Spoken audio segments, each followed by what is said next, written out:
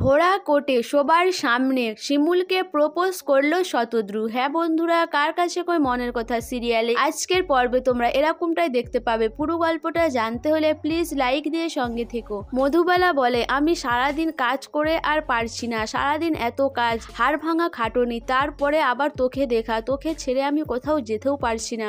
আমি খাওয়া দাওয়া চান করা সবই ভুলে গেছি। এই বাড়িতে কেউ নেই যাকে আমি তোর কাছে বসিয়ে দিয়ে দুটো খেতে যাব। আমার অবস্থা এখন যা হয়েছে। তখন পুতুল বলে, তোর কি অবস্থা হয়েছে? তোর তো হাঁড়ির হাল হবে। তোর ছেলে বউ তোকে এ বাড়ির চাকর করে ছাড়বে, তোকে দিয়ে সব কাজ করাবে। তোর বয়স হয়ে গেলে তুই যদি না কাজ করতে পারিস তোকে খেতেও দেবে না। তখন মধুবালা বলে, তুই এত কথা বলছিস কেন? তোর নাকি শরীর খারাপ, তুই একটু চুপ করে থাকতে পারিস না? তখন পুতুল বলে, আমি তো মরেই যাব, আমার মরার আগে আমার বউটাকে আমি দেখে যেতে চাই। বউ তুই কোথায় আছিস? একবার আয় না আমার কাছে। এই বলে পুতুল অজ্ঞান হয়ে যায়। মধুবালা দেবী পুতুলকে অনেকবার ডাকে কিন্তু কোনো সাড়া পায় না। তারপরেই সে ভয় পেয়ে তুতুল আর তার মাকে ডেকে পাঠায়।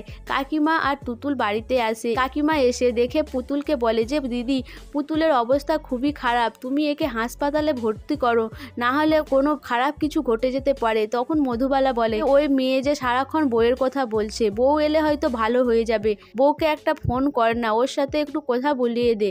তখন কাকিমা বলে, এসব কি বলছো দিদি? তুমি ওই মেয়ের নামে কোর্টে গিয়ে দাঁড়িয়ে সাক্ষী দিয়েছো যে ও তোমার ছেলেকে বিষ খাইয়েছে, আর এখন তোমার মেয়ের জন্য তাকে আবার ফোন করতে বলছো? তোমার কি লজ্জা শরম কিছুই নেই? তুমি নিজেই ঠিক করতে পারছো না তুমি কোন দিকে থাকবে? তোমার ছেলের পক্ষে না তোমার বউয়ের পক্ষে? তোমার বউকে এতদিন দেখেও তুমি চিনতে পারোনি, আজকে আবার তোমার মেয়ের জন্য তাকে ব্যবহার করতে চাইছো? তখন মধুবালা বলে, আমি কি করি বল?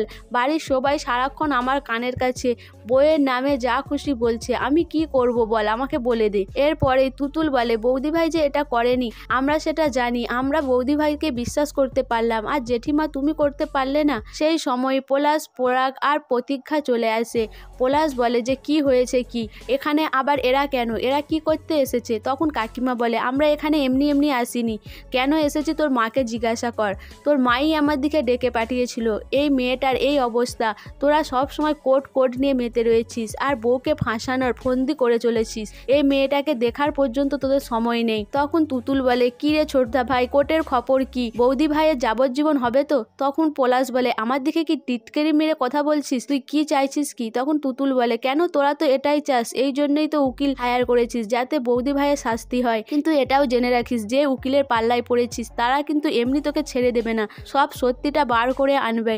আবার শুনলাম নাকি কোর্ট থেকে অর্ডার দিয়েছে, পুলিশ নাকি আবার তদন্ত করবে, সেই জন্য সত্যিটা আড়াল করার যতই চেষ্টা কর সেটা ঠিক বেরিয়েই আসবে। তখন পরাগ বলে, দেখেছো মা, তুমি যার দিকে নিজের লোক বলে ডেকে এনেছো তারা আমাদেরই ক্ষতি চাইছে, তুমি শুনতে পাচ্ছ?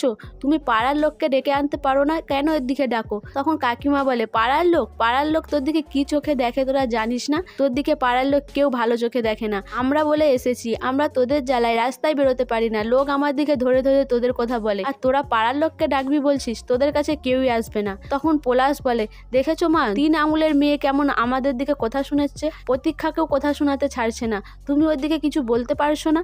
তখন মধুবালা বলে, চুপ কর সবাই চুপ কর, আমাকে তোরা সবাই জ্বালাচ্ছিস, আমি কার কথা শুনবো? তোদের কথা শুনিনি বলে ওরা আমাকে কথা শোনাচ্ছে, আর ওদের কথা শুনছি বললে তোরা কথা শোনাচ্ছিস। এদিকে দেখানো হয় যে কোর্টে বিপাশা আরে সবাই শিমুলের সাথে দাঁড়িয়ে থাকে। তখন শতদ্রু বলে, শিমুল তোর সাথে আমার একটু কথা আছে। তখন বিপাশা আরে বলে, আচ্ছা তোমরা কথা বলো, আমরা ওইদিকে আছি।